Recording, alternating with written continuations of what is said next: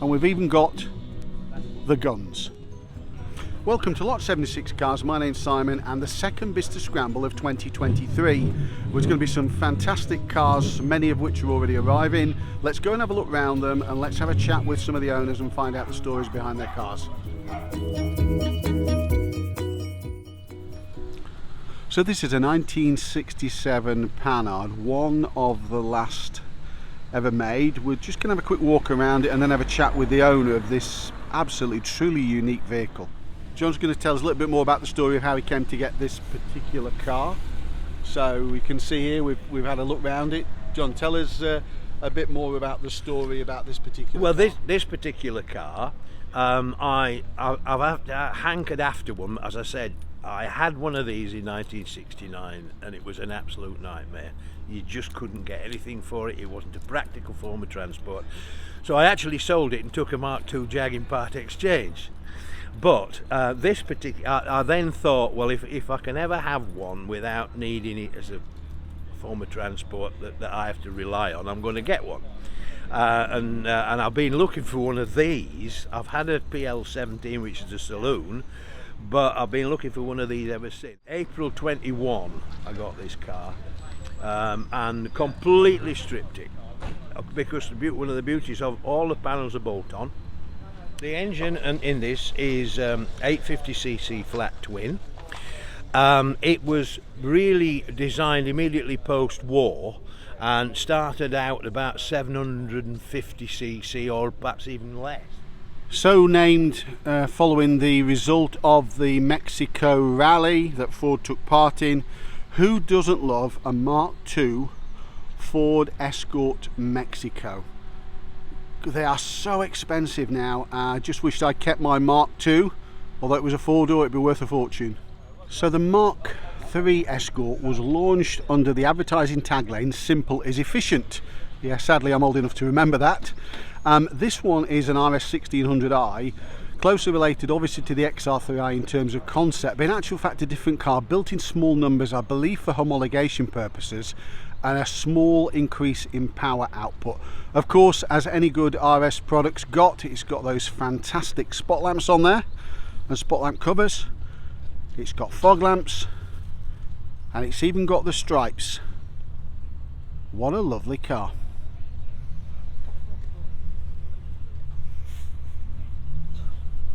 So the MG RV8 really was brought back to life using a heritage shell by the Rover Group in the run-up to the launch of the MGF, really to try and re-establish the MG name before the MGF arrived. Many of these cars went to Japan. They're a bit more practical because they've got things like air conditioning because of the fact many went to Japan, but still in their own right, they're quite a pretty car as well. So this is an Alfa Romeo 145 1.6 TX16 valve, one of the successors to the Sud. Few false starts with the Sud. There was the 145 like this one, and there was the sister or brother car, if you prefer, of this, which was the 146, which was the saloon version.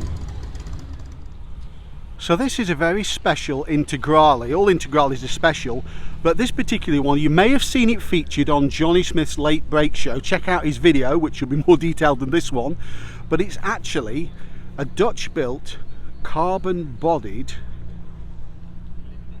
Lancia Delta Integrale.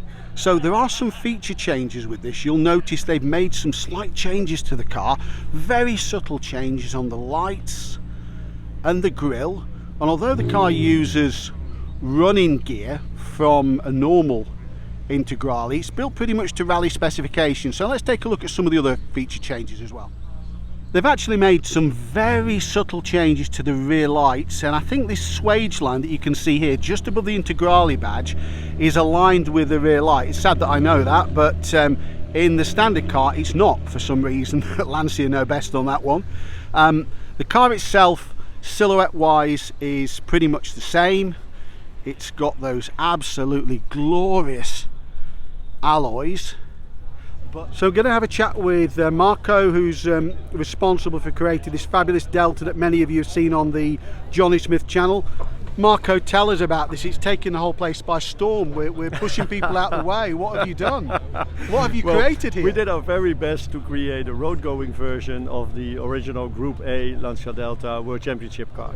Okay. And that's what we did. So we used all the bits and parts that the rally car has, and we gave it the appearance of a road car, and more important, handling that is actually still, of course, very competitive, but also friendly. You can drive it without your teeth falling out of your... And the panels are carbon fibre, or? The complete car is made out of carbon fibre. That's an option. We also do a steel version with a carbon roof, but this is the ultimate version. Fantastic. And I obviously picked up the fact you only produce, what, a handful of these per year? Well, we plan to build 10 of these series. This is our prototype. Okay. So we're planning to build 10, and we're a small company, not only building Deltas, but also Lancia 037, Ferrari 308. Yes, yeah. But all rally-based cars. So either for competitive use or for sporty street use. Excellent. So it's a small number of cars we're building. Fantastic. Thank you very much, Marco. Much Welcome. appreciate that. Thank you. Welcome. So this is a William Towns designed Hustler. Have you ever seen one of these before? I've seen them in magazines. There can't be too many of them about. I'm going to have a chat with the owner. I mean, obviously it's quite a lot of the structure appears to be made of wood. There's no shortage of glass area. You'd certainly, somebody as bold as me would have to have a cap on when you're driving that one, I guess. But it's absolutely amazing. 6 wheels. Look, mini wheels, I guess, maybe. And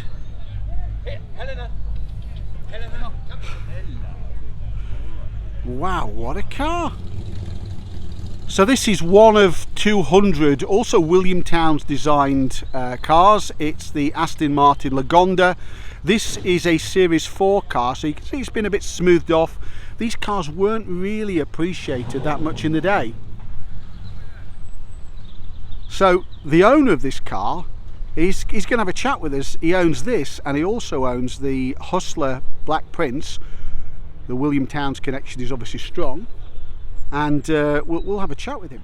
So we're going to talk to the owner, Spike, about these 2 William Towns designed cars, the Aston Martin Lagonda and the Black Prince, and try and find out a bit more about the story, because they're 2 of the most iconic designs I think that William Towns ever did. So Spike, tell us about how somebody comes to get 2 William Towns designed cars at the same time, 2 of the most iconic designs that William Towns ever did. I mean, they're just incredible. You know, there's a William Towns link there, or is that by accident? I think more by accident than design, but the collection that we have is rare and quirky, and these 2 absolutely fit the bill. Right. To rare and quirky. So how many of the Hustlers are around? Because I don't even recall seeing any, except in a book, of course. There's one I know of that are years and years ago at the Stoneleigh Kit Car Festival. Wow. That's the only other one I've ever seen. Because probably people mistake them for kit cars, I guess, do They do, yes, yeah. But effectively they were, because all you did was build the glass and buy the plans, and you built the car yourself. Wow. But it was, the fellow that did this was a pilot. Okay. You've had it a long time? We've had it about 12 years. Okay. Yeah. And you use it, obviously using it today. You've come find it today? Or? Yes, yeah, we've come from Evesham. Okay, yes, so it's about 60 miles. Fair run, exactly. And also at the other end of the scale, we've got the William Towns design Lagonda. Now I know from past shows I've done, there's only a few hundred of these. As we mentioned, some of the, Roger Dudding's got sort of 20 cars. He's the most well-known owner. You've got this one. Tell us about this particular. It's a Series 4 car, isn't it? She's a Series 4 that was one of the Hunter Green collection. Chap Michael Fleming bought the collection, or had the collection made for him. All the V8s of the time, had them all Hunter Green colour and sequential number plates, and all interiors were the same as well. Wow. So how many cars was that altogether? There were 8 cars altogether. 8, just 8? Just 8. Wow. All of the Vanquish, the Vanquish S, the Lagonda, and all the other V8s of the period. Fantastic. And you use it on a regular basis? I mean, it's not. I know you've got a couple of dogs with it. It's not. I was going to say it's not the most practical car, but in actual fact, you're transporting 2 big dogs in it as well. Yeah, aren't you? we can transport some pretty big animals in there, but can't say I like doing it very much.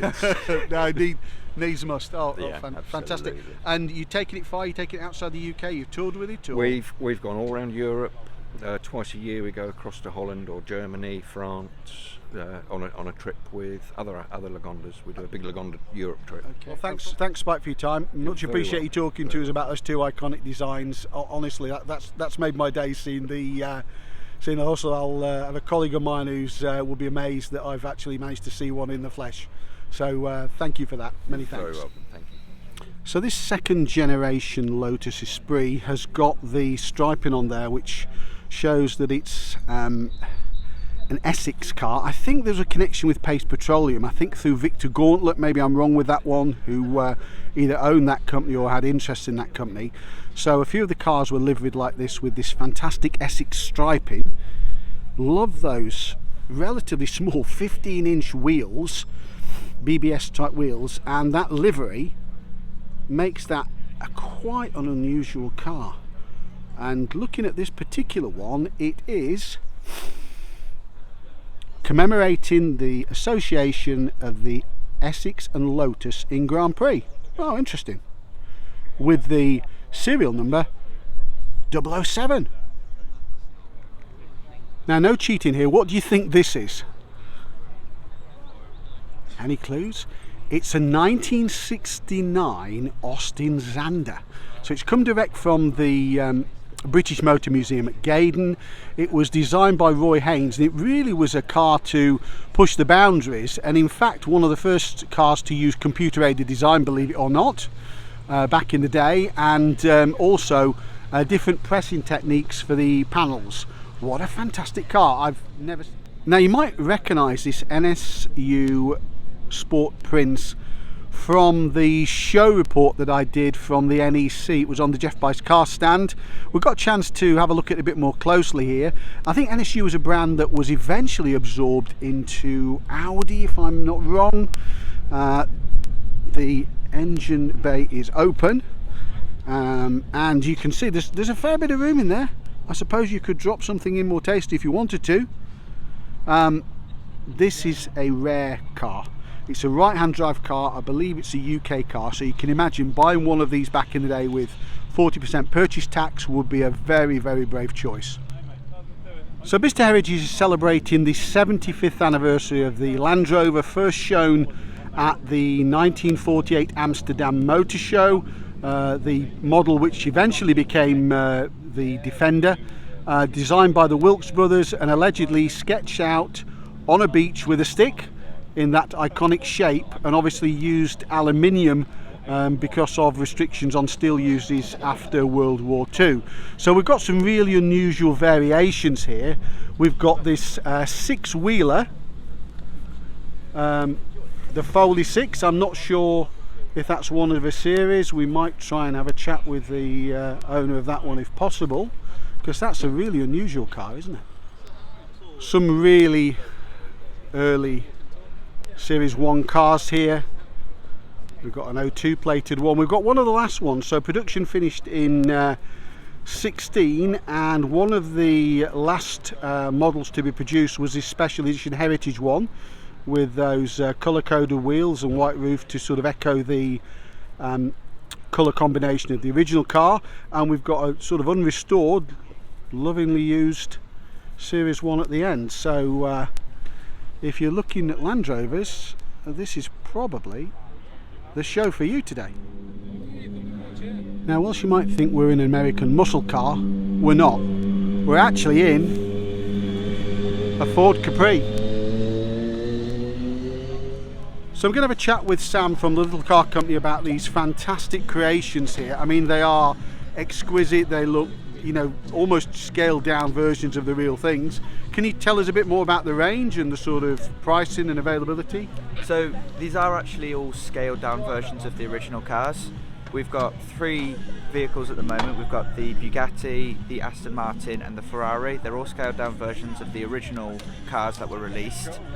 The Bugatti is our cheapest one, starts at £35,000 for the base model. The Aston Martin starts at about £40,000 for the base model, with the No Time to Die version being about £90,000, and the Ferrari starts at £90,000. Excellent. Thanks very much.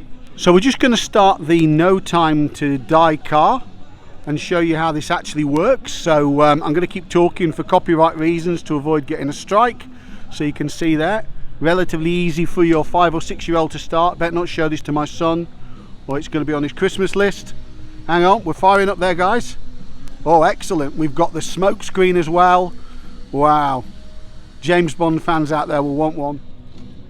And we've even got the guns. So it's absolutely... Oh, I'm stepping well back. That one looks a bit dangerous. Fantastic. So HNO 57T is a 1979 replica of the 1980 Acropolis winning car, driven by the one and only Ari Vatanen, the famous rally driver, then subsequently member of the European Parliament, I believe. What a fantastic car. The livery might not be that PC these days. What is? However, we're going to take a look. I'm not going to blur it out. You'll just have to close your eyes if necessary. Doesn't that look amazing? So the guys from Hero Era are here, and if you want to drive the rally car of your dreams, as I did, I drove the Lancia Delta Integrale, they can offer you a rally prepared Peugeot 504. They can also offer you an Alfa Romeo, I think it's an Alfa Romeo Giulia, is that right, Giulia? They can offer you a Mark 1 Golf GTI and even an MGA plus a few other cars. So if you want that rallying experience, that period rallying experience, this is the place to go. No, I'm not sponsored, but if they want to get in touch and offer me something for free, hands up. And this is a very nice Ferrari 308 GT4. I'm sure the early versions of these might have been badged Dino, but this one isn't, so obviously it's clearly things had changed by the time we got to that stage. I love that sort of wedge styling towards the back. It's got a hint of flying buttresses there, hasn't it? Sort of a la XJS. Now this Mercedes W123 series wagon, in fact this was the first officially produced wagon that Mercedes did. There have been conversions in the past, is a lovely Campagnolo, have I got that wrong, tribute, is it? Or maybe it's an original car supporting, I guess, a Tour de France or a cycle race.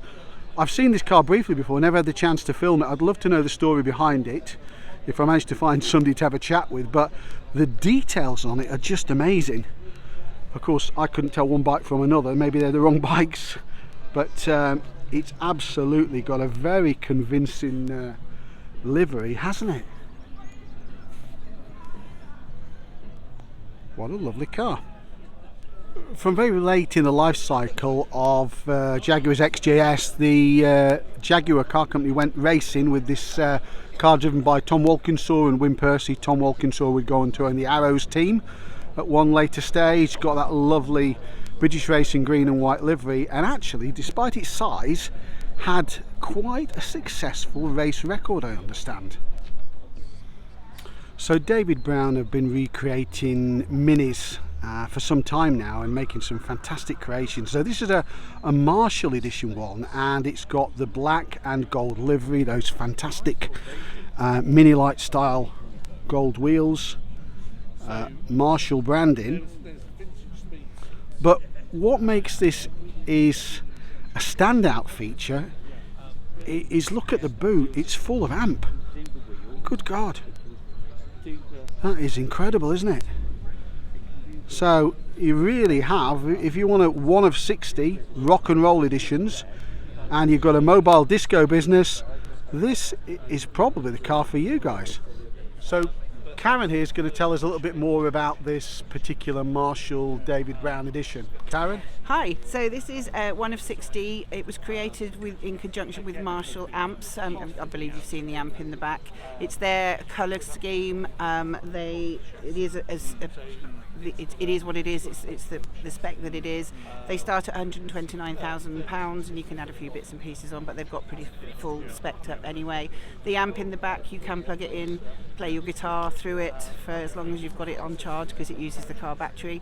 And they're readily available to be built whenever you are. Excellent. Thank you very much. Thank you, Karen. Thank you. So thanks for making it so far on this video. I hope you've enjoyed what you've seen so far. There are plenty more cars to come here at Bicester Heritage. I've hardly scratched the surface. There's this glorious lime green Miura behind me. We'll have a look at that in a second. And next to it we've got another later Lamborghini. I think it's a Diablo. So join me on the rest of the tour at Bicester Heritage today. There can be little more stunning than this lime green Lamborghini Miura. From its eyelash lights here to that fantastic body shape here. What is there not to like except the price tag? I think this might even be an SV car, Bertoni designed. Got those lovely vents over the rear window. What a car. So this is a car where you probably need a map to get to the end of the bonnet. It's so big. It's a Bristol. Is it the Beaufighter? I'm not sure. Put that one in the comments, so I'll try and add that into the video. It goes on and on and on and on. They're really cars of their time. People just do not build cars like Bristols or Jensens anymore, low volume cars. It's just simply not viable. But I'm so glad they did, and I'm so glad we can see them. So this is a 1966 Mini Mocha. It's one of the originals. The car's obviously being reproduced now, but just as an electric version. So if you really want one, you can buy an electric one. Not a lot in the way of weather protection. Well, I suppose if the rain falls only downwards and not sideways, you're okay. Absolutely amazing, isn't it? Originally, I think developed for the British Army, but it didn't really get off as a concept. But obviously found much more traction in the normal retail market, and this one's even got a bicycle attached just in case. So produced in relatively limited numbers are these Golf Rally G60s. I think they were imported into the UK, but only ever in left-hand drive form. I think the G designates the supercharger from memory, but stand corrected if you know different. So this is one of the earliest UK registered W20190s. Like mine's a later car. It's an A-plater and bears the suffix ETO, which all of the press cars had. The press launch was in 1983, so that's 40 years ago. So we're going to have a chat with the owner in a second, who's going to take us around the car in a bit more detail. So I'm just going to talk to Jay about this very early Mercedes 190. It's got a bit of a history with it. He got it recently from his brother, but before that it's got a very interesting history. Jay, just tell us about the car, please, because it's quite an unusual one, isn't it? Yes, it is. So I believe it's one of the earliest one in the UK, probably one of the press launch ones, because I think with this number plate saying ETO, yeah. ETO, yes. So it was probably one of the early ones, press launch, because it's got a single wiper on the bonnet, wiper washer, and the side mirror is the smaller ones, so that's the very earliest ones. And yeah, we got it off an auction I think 2 years ago. It was on a Lake Break Show auction videos. Oh, the Johnny Smith channel. Yes, yeah? yes. So we saw it there and then decided to buy it. We didn't even know it was an early one, to be honest. It was very. So this is a Toyota Glanza. Now the Glanza, as we know it, in some markets was known as Starlet Glanza, and in the UK and Europe just as Starlet. So this is a hot hatch version. As you can see, it's got the those lovely alloy wheels and a body kit on it, and also it's tagged as TRD. So TRD means Toyota Racing Developments. It's got these fantastic alloys, painted calipers. Somebody's taken a lot of care with this car. It's in immaculate condition. Looking at the number plates, Japanese import, which I suspect it is. Nevertheless, as you can see, the relationship is clear that it's a member of the Starlet family. So we're going to take a look at this fantastic 911. There are many fantastic 911s. We're going to have a chat with the owner in a second. This will get the correct colour. It looks like it's Alpine white, and we'll see what he's got to tell us about the car. John, tell us about this fantastic car, please. Okay, so it's a 1986-87 Grand Prix White Super Sport. Yeah, it's just a lovely car. You've had it some time. You've had it. I've had it 5 years. Spent a bit. I've spent a bit of money on it. I've had the engine rebuilt. You use it on a regular basis? Oh crikey, yeah. Well, you've got to, haven't you? Really? Yeah, There's no point yeah. not having it. I've put too much money in it to have Okay. it sat around. So it gets out, it comes out, it sits on my drive, and yeah, I have some good memories. Well, just great journeys in it, really. You've had some road trips. You've taken it out the side of the UK, or? No, I wanted to go to Italy this year, but I think I've ended up going flying instead. But yeah, we've gone. Yeah, we just go everywhere in it. You know, it's just lovely. Been up Cotswolds and stuff like that. You know. And what drivability? I mean, Porsches are supposed to be tail happy, but that's not the case with this, is it? No, I haven't got the. So this is obviously it's got the wide-bodied. It's got the turbo suspension brakes, the wide-body, but all it's got is hasn't got the turbo. So I'm not worried about turbo lag or the turbo cutting in at 3,500. So the BMW E9 Coupe ran from I think late 1960s to 75, if I'm not mistaken. The original cars had a subtly different design. This one's it looks like a 73 car in this glorious orange, a 3-litre CSL, no less. So the one to have. I think with the wing attached, it's what's commonly referred to as the Batmobile, or the Batmobile cars. That's a stunning colour, isn't it? So we're going to get the owner to tell us about this Zodiac. It's got some interesting badges on it. One refers to Raymond Mays, and I think they had something to do with racing. Sorry about the plane going ahead. Absolutely glorious car. It's got the bench seat. It looks like got the column gear change, which was common. Why did column gear changes stop and went to the floor? It's in stunning condition. It's no easy task keeping a black car in this sort of condition. So let's have a chat with the owner and just find out about more exactly what it is and how he came to get it. So we're going to talk to Jason about the car. Now, I know it's Zodiac, but obviously it's got things like Raymond May stickers on there, which means something in terms of racing. But can you tell us about this particular car, please? Sure can. It's a 59 Zodiac. It was a special order car from brand new.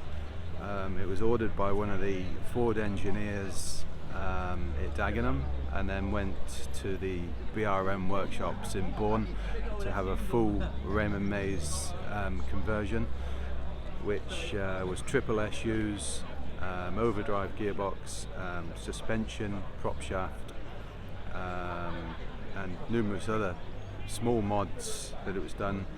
Has a 150 mile/hour speedo and disc brakes, 3-inch prop shaft and telescopic suspension, conies all round. So a bit of a special car in its day in 59. So this is a Toyota Century V12 limousine. This is certainly reserved for heads of state and senior leaders normally.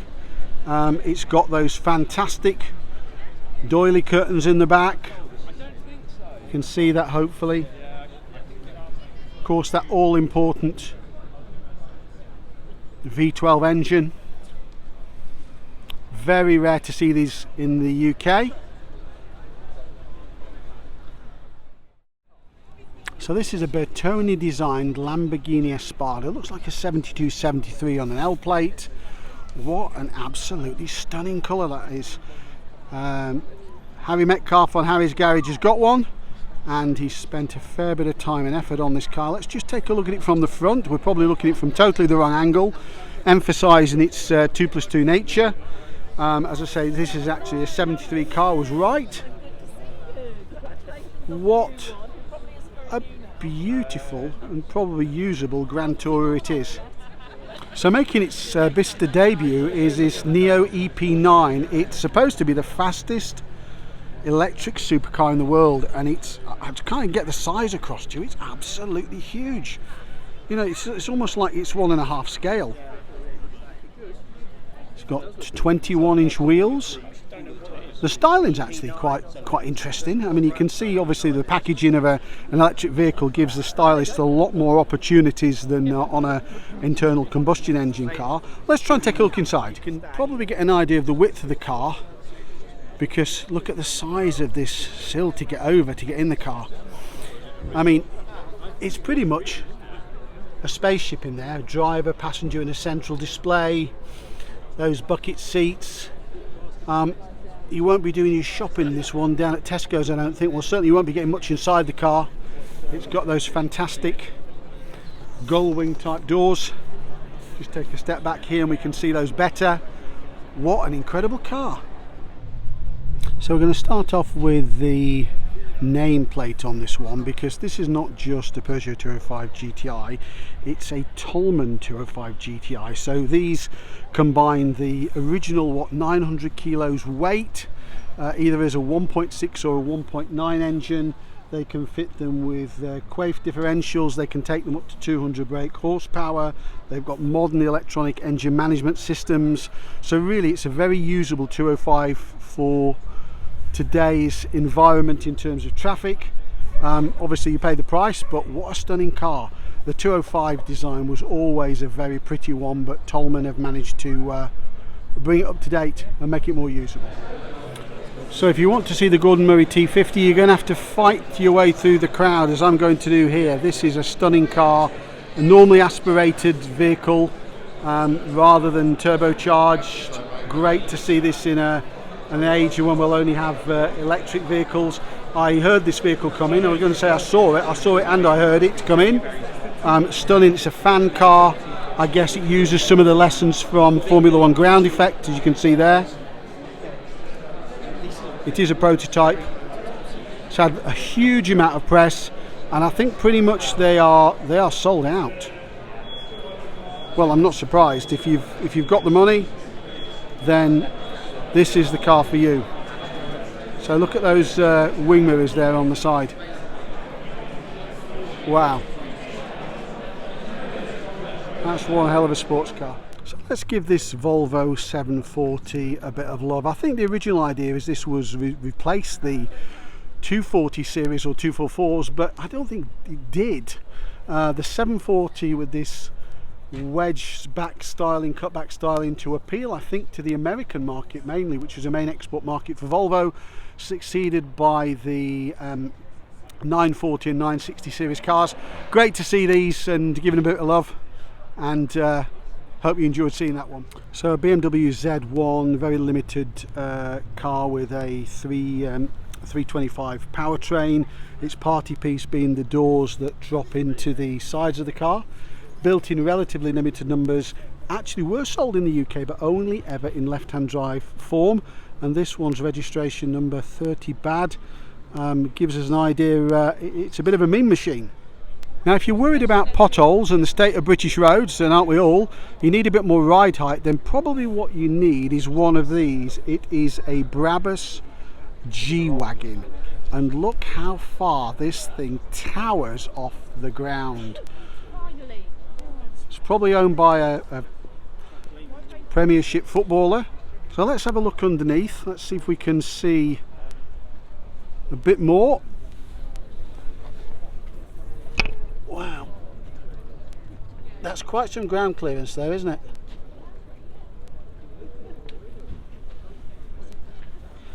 And it looks like it's for sale at Tom Hartley, or maybe may have been for sale at Tom Hartley. Anyway, if you can afford one, you don't have to ask the price, I'm sure.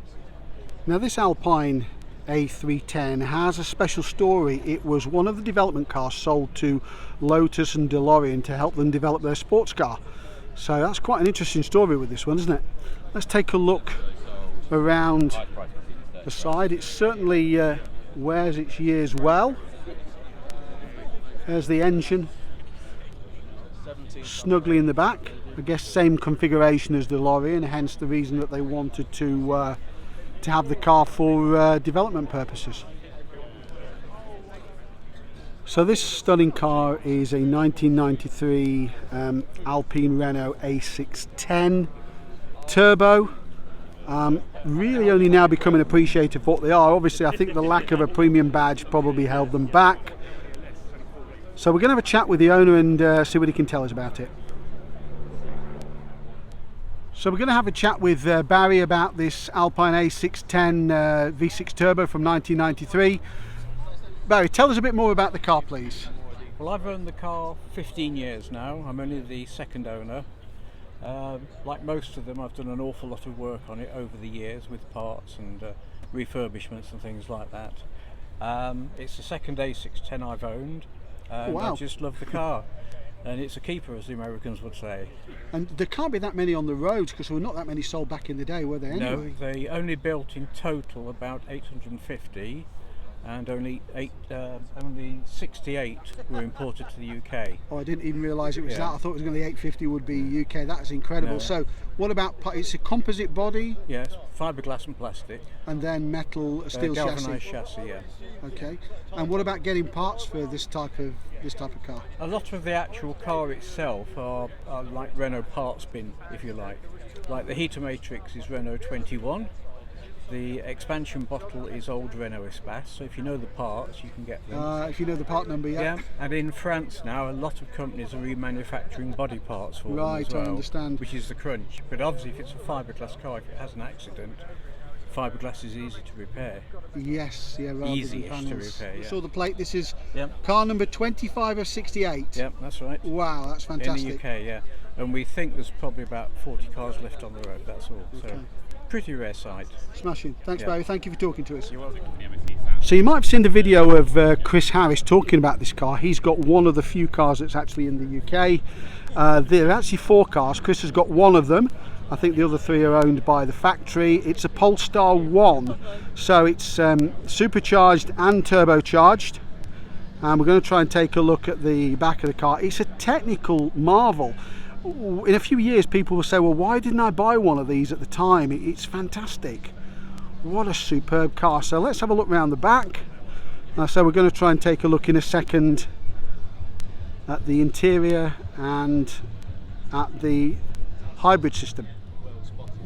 So let's open the handle. Let's get inside this beast. So you'll recognise a lot of this switchgear is reminiscent of Volvo's, the central screen there, and it's not the worst of it. The dash is actually quite high, the seating position is relatively low. It is a 2+2, that said, and as you can appreciate, it's going to put you in a very exclusive club having one of these cars, isn't it? So shall we take a look at the hybrid system? So I've been invited to have a look at it, so I heard the click. Let's go around the back and have a look. Now, you wouldn't necessarily find this level of system in a normal car, would you? But look what's on display. Polestar make a virtue of actually putting a clear panel in there to show you the battery system, or some of the battery system and the connections on the hybrid display. So there's a reasonably usable boot in there as well. And I think you'll agree, it's a technical marvel, isn't it? So how about this? A Vauxhall Victor. Great, with the spotlights on the front, with that period sunshade to get tinted glass. You've got a sunshade if you're lucky. I think this is a so-called FE Victor. I could be wrong on that one. I'm doing that. It says super on it. What does that mean, super? Maybe you got a heater on it. I'm not quite sure.